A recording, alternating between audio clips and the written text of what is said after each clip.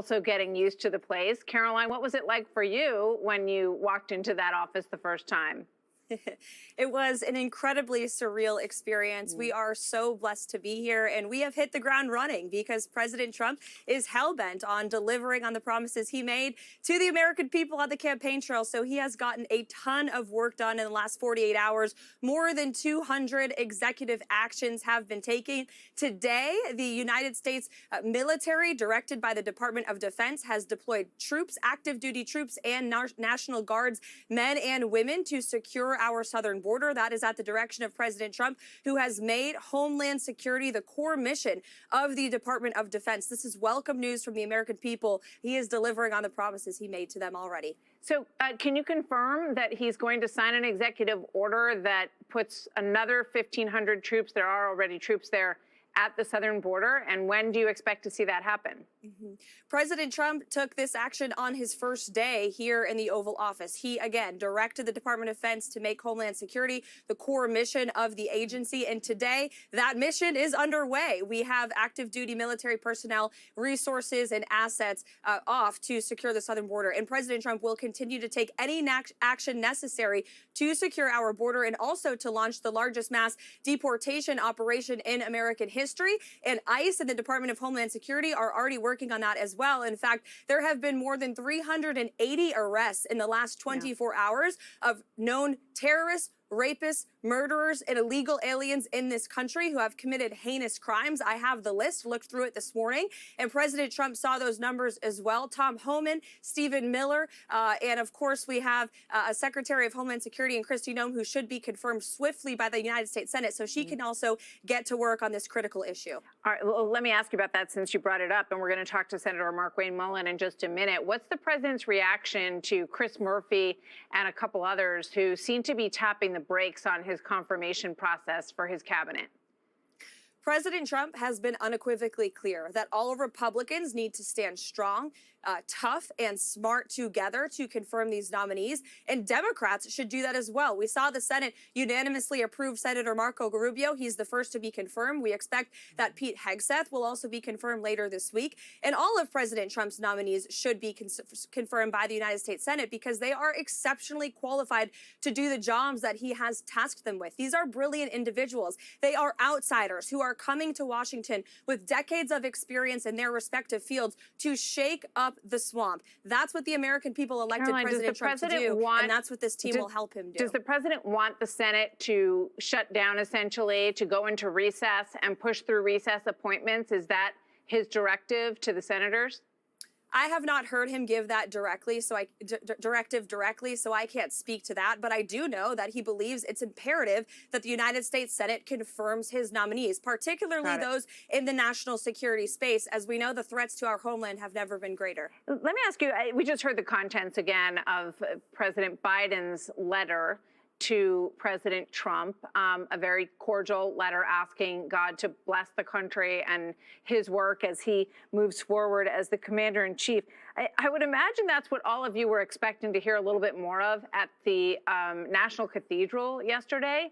Were you surprised at the tone from Bishop Buddy? And did anyone feel that maybe having her speak was going to be a little problematic when everyone walked in there? It was supposed to be a unifying and bipartisan church service in the beautiful National Cathedral here in Washington, D.C.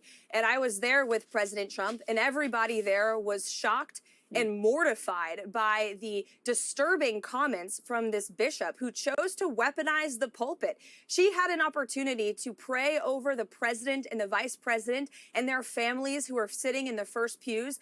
And she spoke about truth, which was very ironic because words later, she spewed lies. She said that President Trump has called illegal or immigrants criminals. That's not true. He calls illegal immigrants criminals because, in fact, they are criminals. By definition, if you break our nation's laws, you are a criminal. She also talked about how LGBTQ people in this country may be disappointed. That's also a lie. In fact, I just saw Scott Bessent in the West Wing of the White House on his way to meet with President Trump, and he is the highest ranking LGBTQ official in United States history appointed by the president in the Oval Office right now. So the comments by that bishop yesterday were egregious, and she should apologize to President Trump for the lies that she told. It's despicable to see that. I mean, she's all over other channels, sort of taking a victory lap, I guess, on The View. So I don't know if any apology is forthcoming, but it was certainly a very partisan and inappropriate sermon that she gave. You know, it seemed to become all about her rather than all about blessing the president on his way in, as it has always traditionally been. I want to ask you about this because we heard this, massive announcement of Stargate with Larry Ellison and Sam Altman and Massasan, the head of SoftBank, $500 billion investment, which I think people welcome, that everyone wants, I believe, us to be on the cutting edge of AI. But then Elon Musk came out and said SoftBank doesn't actually have the money. SoftBank has well under $10 billion secured. I have that on good authority. What's the president's reaction to that from Elon Musk? Well, President Trump is very excited about this infrastructure announcement in the field of AI, which is obviously growing and something the United States of America needs to capitalize on because our adversaries, such as China, are very advanced in this field. And so that was a big announcement for our country, for our industries here at home, and also for the American people, because this is going to create a minimum of 100,000 jobs here in the United States of America. So the American people should take President Trump and those CEOs' words for it. These investments are coming to our great country, and American jobs are coming along with them. All right. Well, it'll be interesting to watch all of that play out. And Sam Altman, I should point out, went back at Elon Musk and said they absolutely do have the money for this venture. And they have their own bit of back and forth on social media that's been going on for quite some time. I want to ask you about this, Karoline. Just crossed the wires, and we were waiting for a new executive order with regard to the border. It says Trump signs, let me just get it in front of me here. Thomson Reuters reporting, Trump signs executive order to suspend physical entry of migrants through the southern border. Give us a sense of what that means. And I guess the question that comes to mind first is what happens if someone does physically cross the border? What will happen to that individual under this executive order?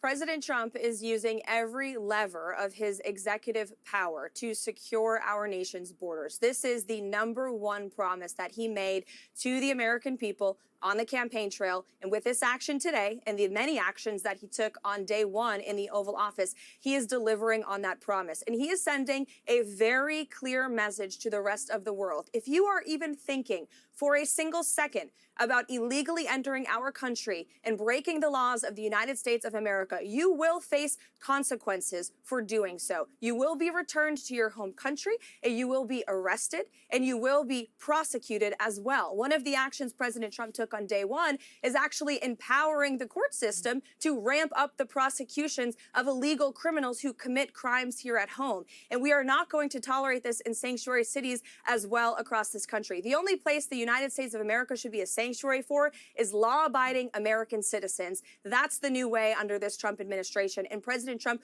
will also continue to push Congress to pass border security measures as well to increase funding for Border Patrol and for ICE, for those brave men and women in uniform who have now been finally empowered to do their jobs after 4 long years under the Harris-Biden administration. We have heard from Tom Homan that they are elated that they can actually do their jobs, and this additional force at the border gives them a little bit more leeway to be able to do the job that they do rather than some of the things that landed on their lap.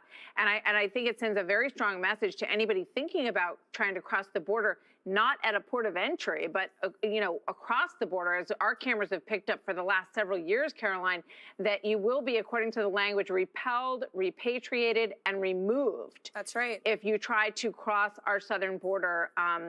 And obviously, the ports of entry are the places to be processed and to apply to come into this country. And we've just watched people come over the sides of the mountain.